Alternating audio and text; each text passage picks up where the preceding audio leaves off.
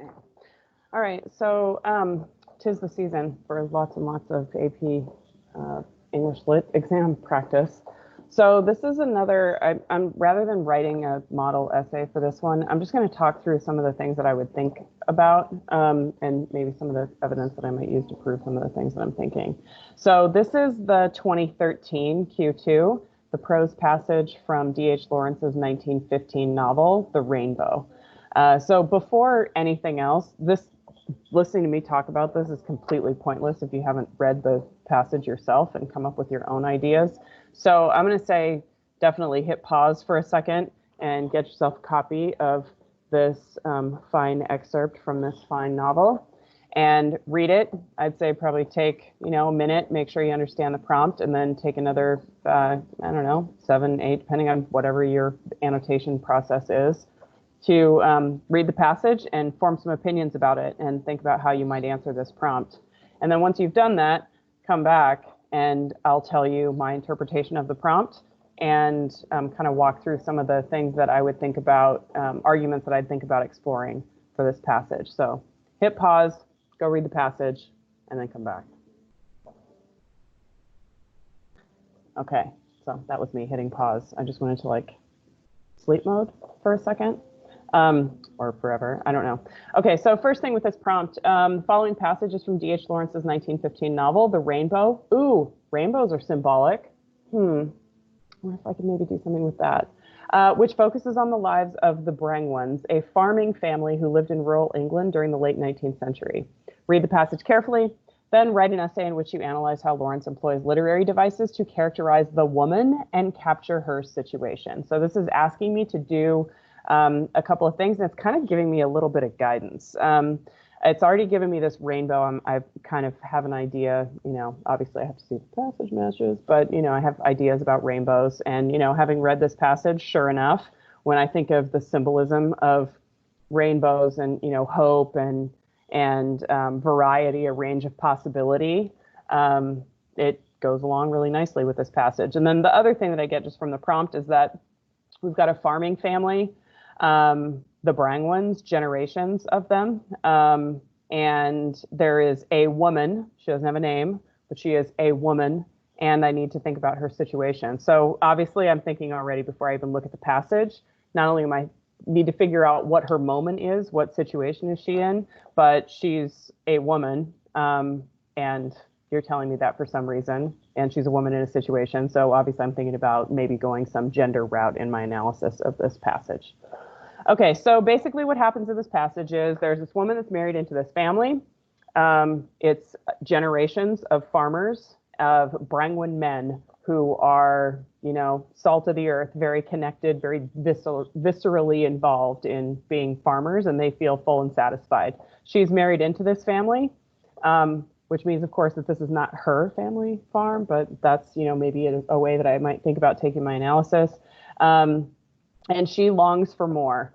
They're looking into the ground towards the sun, the source of generation, and she's looking outward. She wants knowledge, and they want earth, feet on the ground, head in the clouds. And she's got this kind of fascination. She's trying to figure out what the difference is between the men that she knows, her husband, and the men in his family, and the vicar, who seems almost like a completely different species. And she decides that the difference is knowledge, and that if these men were to be put together on an island somewhere, knowledge would render the vicar stronger than her husband. Now, this seems kind of odd to me because it seems to me that a farmer is better suited to the sort of survival atmosphere that you would get on an island. But, maybe I don't know, that kind of gives me some thoughts about what her perspective is. She's kind of got this idea and her husband doesn't fit it.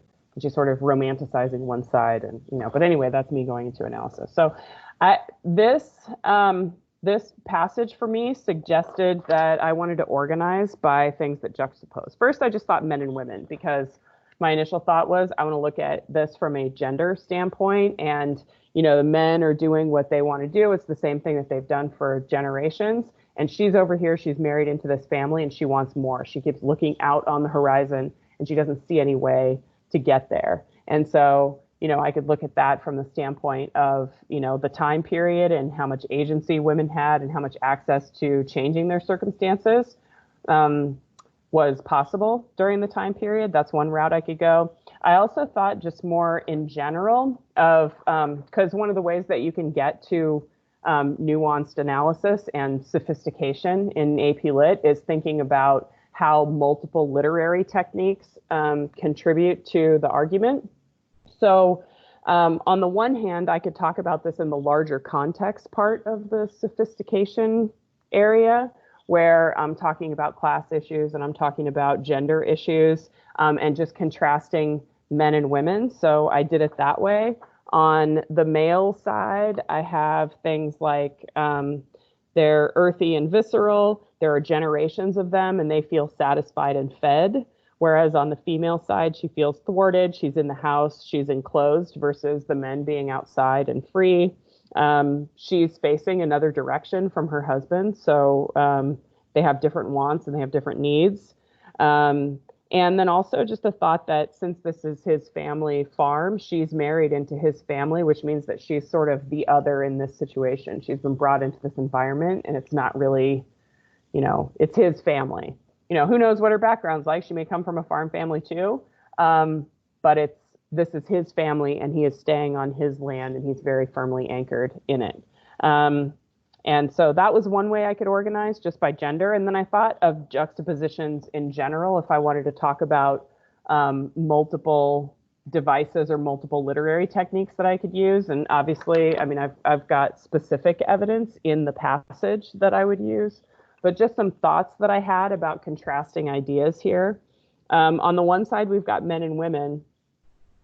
And then I thought, okay, well, what are some things that I can put under the woman category and what are some things that are associated with men in this passage?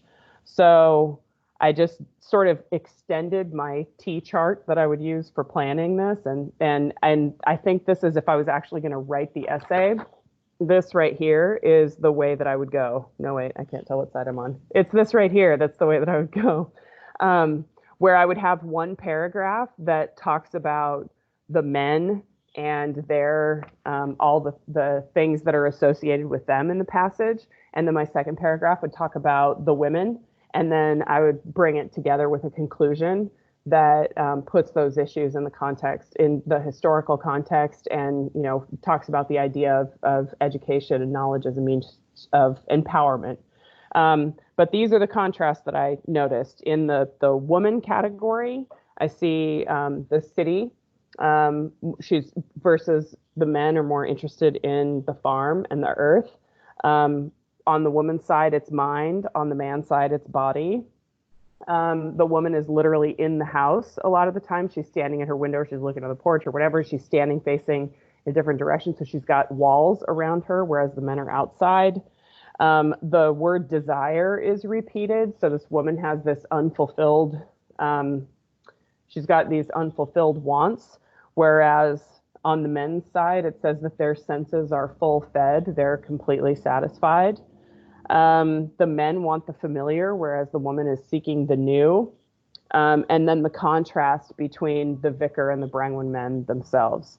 So those are some things that I would think about if I was going to write this essay. And I think, like I said, that the easiest way for me to organize it would just be by, okay, men, this is a whole bunch of stuff. Women, this is a whole bunch of stuff.